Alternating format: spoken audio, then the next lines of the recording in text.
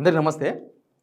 కాళేశ్వరం విషయంలో హైకోర్టు మొన్న తీర్పు తర్వాత ప్రభుత్వం ఎంత డైలమాలో పడ్డదో క్యాబినెట్ సమావేశంలో వాళ్ళు తీసుకున్న నిర్ణయాన్ని బట్టి అర్థమవుతుంది. ఏందంటే దీనిలో మనం ఇంకా ఈ కోర్టు, ఆ కోర్టు ఇవన్నీ వదిలేసి ఓన్లీ పాలిటిక్స్ చేద్దామని డిసైడ్ అయినారు వాళ్ళు. పాలిటిక్స్ చేయడం అంటే సిబిఐ దగ్గర పోవాలి, సిబిఐ ముందు ధర్నా చేయాలి, ఢిల్లీలో ధర్నా చేయాలి, బీజేపీ బీఆర్ఎస్ ఒకటే కాబట్టి సిబిఐ ఈ కేసు టేకప్ చేస్తలేదని చెప్పాలి అనేది బహుశా ఈ క్యాబినెట్ సమావేశంలో వీళ్ళు తీసుకున్న డిసిజన్ లాగా మనకు కనిపిస్తుంది బయటికి. ఏంది అసలు దీని ద్వారా ప్రభుత్వం ఏం చెప్పదలుచుకున్నది? ఒక పక్క కాళేశ్వరం రిపేర్ చేస్తామని చెప్తున్నారు, దాని మీద ఒక పెద్ద చర్చ జరిగింది. అక్కడేం జరిగింది, వీళ్ళ ఉద్దేశం ఏంది, వీళ్ళు ఎంత ఇరుక్కపోయినారు దీనిలో అనేది నేను ఈ వార్త చెప్పబోతున్నా. ముందు సబ్స్క్రైబ్ చేయండి, షేర్ కూడా చేయండి.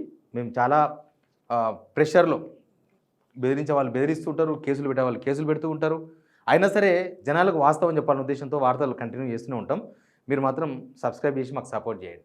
ఇక చర్చలకు పోతే క్యాబినెట్ సమావేశం జరిగింది కదా, దాని మీద ఒక పెద్ద చర్చ. అసలు విషయాలన్నీ గాలి కొట్టుకుపోయి ఫైనల్గా కాళేశ్వరం విషయంలో హైకోర్టు వేసిన చెంప దెబ్బల మీదనే ప్రభుత్వం చర్చలు చేసింది. ఏం చేద్దాం, ఇప్పుడు హైకోర్టు ఇన్వాలిడ్ రిపోర్ట్ అని చెప్పింది, రైట్. మరి ఇప్పుడు ఏం చేయాలి అనే దాని మీద ఒక పెద్ద చర్చ జరిగి ఒక నిర్ణయం తీసుకున్నారు. ఏంటంటే దీని మీద మనం ఇంకో కోర్టుకు పోయి ఆడపోయి మళ్ళీ అక్షింతలు వేయించుకోవడం ఎందుకు, మళ్ళీ అక్కడ ఓటేస్తే ఇజ్జత్ పోతుంది ప్రభుత్వానికి. అక్కడ ఇట్లాంటి సిచ్యువేషన్ వస్తే, ఎందుకంటే వాళ్ళు రిపోర్ట్ మీదే స్టే ఇచ్చింది హైకోర్టు కాబట్టి, అంటే రిపోర్ట్ సరిగా లేదు అనే విషయం క్లారిటీ వచ్చింది. ఇక సుప్రీంకోర్టు కానీ కూడా అదే తెలియదు అనుకో, ప్రభుత్వం ఇజ్జత్ పోతుంది. కాబట్టి అట్లొద్దు, మనం సిబిఐ ఆఫీస్ దగ్గర పోదాం, ఢిల్లీ సిబిఐ ఆఫీస్లో డైరెక్టర్ని కలుద్దాం, తర్వాత సిబిఐ ధర్నాలు చేద్దాం, సిబిఐ ఆఫీస్ ముందు ఢిల్లీలో ధర్నాలు చేద్దాం. వాళ్ళు సిబిఐ ఒకవేళ కేసు పెడితేనేమో ఓకే, కేసు పెట్టకపోతే బీజేపీ బీఆర్ఎస్ ఒకటే కాబట్టి మనం ఈ కేసులు చేపడతలేరు, సిబిఐ విచారణ చేపడతలేదని చెప్పేసి జనాలకు తీసుకొని పోదాం. అంటే ఓన్లీ పాలిటిక్స్ చేద్దాం, ఈ విచారణలు కోర్టులు ఇవన్నీ పక్కన పడేసి ఈ ధర్నాలతోనే పాలిటిక్స్ చేద్దాం, రాజకీయం చేద్దాం అనేది వాళ్ళు డిసైడ్ అయిపోయినారు. ఏంది అంటే ఇప్పుడు వీళ్ళ ముందు 2-3 ఉన్నాయి అంశాలు. ఒకటి, కాళేశ్వరాన్ని రిపేర్ చేస్తామని ప్రకటించారు మొన్ననే. కాళేశ్వరం రిపేర్ చేస్తే దాని మీద చర్చ, కాళేశ్వరం కనుక రిపేర్ చేస్తే నీళ్ళు ఇస్తే కాళేశ్వరం నుంచి కేసీఆర్ హీరో అవుతాడు మళ్ళీ. ఇప్పుడు ఆల్రెడీ కోర్టు కొట్టేసింది. రేపు కాళేశ్వరం మంచిగా ఆ నీళ్ళు ఇస్తే బీఆర్ఎస్ వాళ్ళు దాన్ని వాళ్ళకి అనుకూలంగా మలుచుకుంటారు. దాంతోనే కేసీఆర్ జనం, రైతులంతా కేసీఆర్ హీరో అనుకుంటారు తప్ప దానివల్ల మనకు రాదు అనేది ఒక చర్చ. రెండోది, ఇక్కడ రాజకీయాలు చేయాలనుకున్నప్పుడు ఇక కాళేశ్వరం మీదనే రాజకీయం చేయాలి.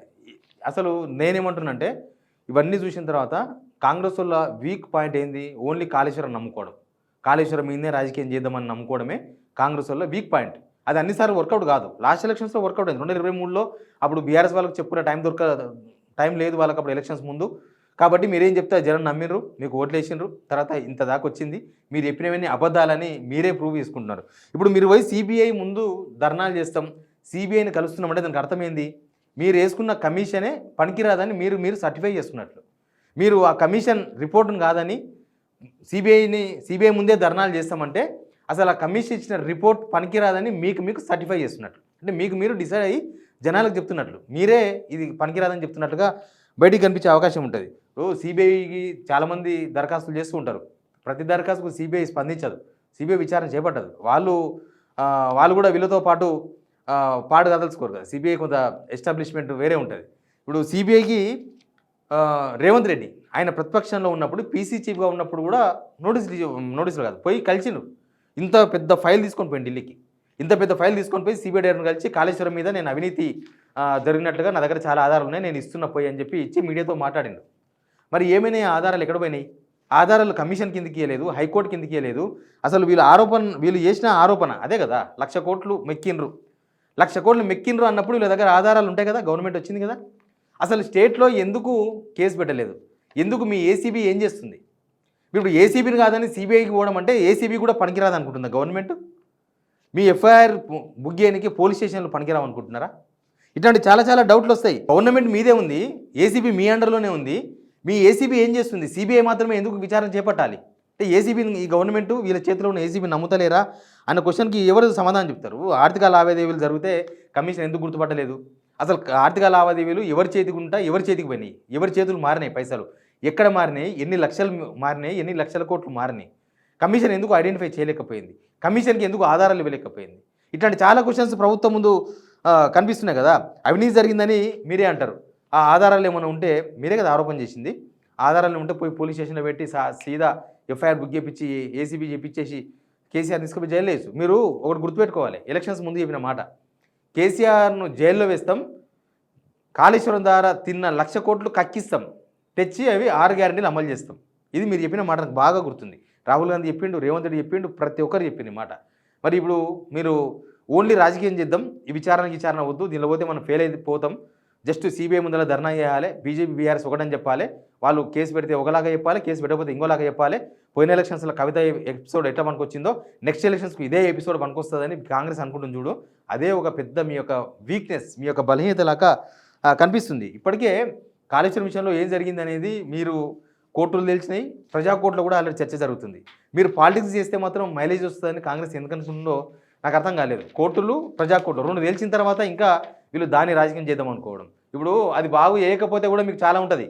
మీకు కాళేశ్వరం బాగు చేస్తే కేసీఆర్ హీరో అవుతాడో కాదో తెలియదు, కానీ మీరు బాగు చేయకపోతే, రిపేర్ చేయకపోతే తెలంగాణ రైతులు ఖచ్చితంగా గవర్నమెంట్కి వాతాలు పెడతారు. ఎందుకంటే మనం చూస్తున్నాం కదా, యాసంగి వస్తే ఎట్లాంటి పరిస్థితులు వస్తున్నాయో.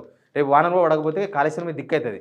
అప్పుడు కాళేశ్వరం వాల్యూ ఏందో తెలుస్తుంది, జనాలకు తెలిసింది, ప్రభుత్వానికి తెలుసు. కానీ ఓన్లీ పాలిటిక్స్ అనే దానిలో పడి రాజకీయాలు చేయాలనే ఉద్దేశంతో దాన్ని మూలకు పెట్టినది ఇప్పటికే చాలామంది జనాలకు అర్థమైంది. ఇప్పుడు ఎక్కడ ఇంజనీర్లు దొరికినా వీళ్ళు కాళేశ్వరంలో పనిచేసింది కాబట్టి వీళ్ళ దగ్గర 300 కోట్లు ఉన్నాయి, 200 కోట్లు ఉన్నాయని చెప్పేసి వార్తలు రాపించుకున్నారు మీరు. కానీ వాళ్ళు 30 ఇయర్స్ నుంచి పనిచేసినారు, 30 ఏళ్ళకి వెళ్ళి పనిచేస్తూ లాస్ట్లో కాళేశ్వరంలో పనిచేసి కొంతమంది రిటైర్మెంట్ అయిపోయినారు. కానీ మీరు దాన్ని కూడా బంధం చేయడానికి వాడినారు.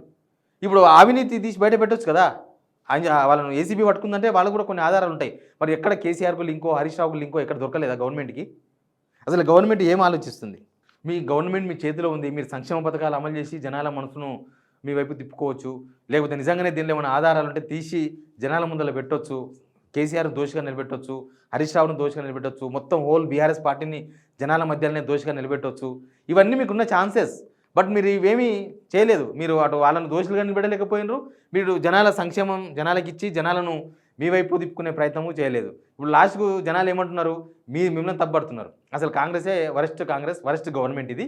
అసలు కేసీఆర్ వాళ్ళ మీద వచ్చిన ఆరోపణలే తప్ప వాడికి ఏ ఆధారాలు మీ దగ్గర లేవు, కేవలం ఉట్టి మాటలు మాట్లాడుకుంటా టైంపాస్ చేసిండ్రు. వీళ్ళు జస్ట్ కాళేశ్వరం పేరు చెప్పి రాజకీయంగా బతికే ప్రయత్నం చేస్తున్నారని జనాలు ఉన్న చర్చ.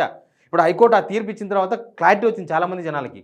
ఇంకా గ్రౌండ్లో కొంతమంది ఎవరికైనా అనుమానాలు ఉంటే ఈ కోర్టు చెప్పిన తర్వాత అసలు వీళ్ళు చెప్పిన దానిలో, రేవంత్ రెడ్డి చెప్పిన దానిలో, రాహుల్ గాంధీ చెప్పిన దానిలో, ఈ కాంగ్రెస్ ఎలక్షన్స్ ముందు ఎలక్షన్స్ తర్వాత 2.5 సంవత్సరాలు చెప్పిన దానిలో అసలు ఎంత నిజం ఉంది అని అందరూ బేరీజ్ వేసుకుంటున్నారు. ఎందుకంటే మీరు చెప్పింది ఎక్కడ ప్రూఫ్ కాలేదు, మీరు చెప్పిన దాంట్లో ఎక్కడ ఒక్క ఆధారం కూడా మీరు ఎక్కడ సమర్పించలేకపోయారు. మీరు సిబిఐ మీద పడి బతకాలి, సిబిఐ మీద పడి ఈ 2.5 సంవత్సరాలు గడపాలి, సిబిఐ పేరు చెప్పుకొని మళ్ళీ ఎలక్షన్స్లో మళ్ళీ కాలం గడపాలి అనుకుంటే అది రాజకీయంగా మీకు ఎట్లా పనికి వస్తుంది అనుకుంటున్నారు కూడా అర్థం కాలేదు. ఇప్పుడు విజిలెన్స్ రిపోర్ట్ ఉంది, ఎన్డీఎస్సీ రిపోర్ట్ ఉంది, ఏ రిపోర్ట్లో కూడా దానిలో టెక్నికల్ అంశాలు చెప్పిన తప్ప పలానోళ్ళు పైసలు తిన్నారని ఎక్కడ చెప్పలేదు, పలానోళ్ళు పైసలు దీనిలో పలానా ట్రాన్సాక్షన్ జరిగిందని ఎక్కడ ఎవరు ఐడెంటిఫై చేయలేదు. ఒకవేళ అవకతవకలు జరిగితే జరిగి ఉండొచ్చు, కానీ అవకతవకలు ఒక్కరే కారణం కాదు కదా.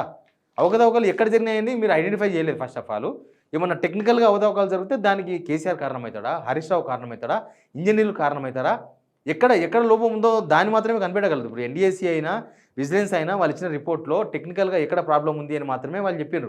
అంతేగాని కేసీఆర్ పైసలు తినడనో, హరీష్ రావు పైసలు తినడనో, పలానోళ్ళు వచ్చి ఆయనకి ఇచ్చిపోయారు సూట్ కేసు అనో ఎక్కడ వాళ్ళ రిపోర్ట్లో లేదు. ఇప్పుడు దేని బేస్ చేసుకుని సిబిఐ మాత్రం విచారణ చేపడుతుంది. సిబిఐ విచారణ చేపట్టాలంటే వాళ్ళకి ముందు ఆధారం కావాలి.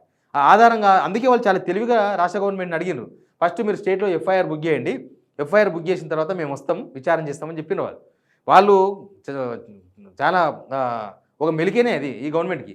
వాళ్ళు లేఖ రాసి కూడా 10-15 రోజులు అవుతుందంట గవర్నమెంట్కి. మరి 10 రోజులకి వెళ్ళి వీళ్ళకి ఎక్కడ పోలీస్ స్టేషన్కి పోయే టైం దొరకలేదా, పోలీస్ స్టేషన్లో కంప్లైంట్ ఇచ్చే టైం దొరకలేదా, ఎఫ్ఐఆర్ చేయించే టైం దొరకలేదా? వీళ్ళ దగ్గర ఆధారాలు లేవు, ఉట్టి మాటలు మాత్రమే మాట్లాడుతున్నారు. వీళ్ళు పాలిటిక్స్ చేద్దాం అనుకుంటే బీఆర్ఎస్ కూడా పాలిటిక్స్ చేస్తుంది, దీనిపైన ఖచ్చితంగా చేస్తుంది. కాకపోతే ఈసారి వాళ్ళది పై చేయి ఉంటుంది. ఎందుకంటే మీరు చెప్పిన అబద్ధాలు అని చెప్పడానికి వాళ్ళకి చాలా ఆధారాలు దొరికినాయి. మీరు ఎట్లా కాళేశ్వరం బాగు చేయక తప్పదు, కాళేశ్వరం నీళ్ళు తెలంగాణ రైతులకు రాక తప్పదు. ప్లస్ మీరు ఎన్ని రాజకీయాలు చేసినా దానిలో వాళ్ళకు వాళ్ళకు జనమంతా వాళ్ళ దిక్కుండే అవకాశం కనిపిస్తుంది దీనిలో. ఎందుకంటే మీరు చెప్పిన ఏది మీరు ప్రూవ్ చేయలేదు కాబట్టి.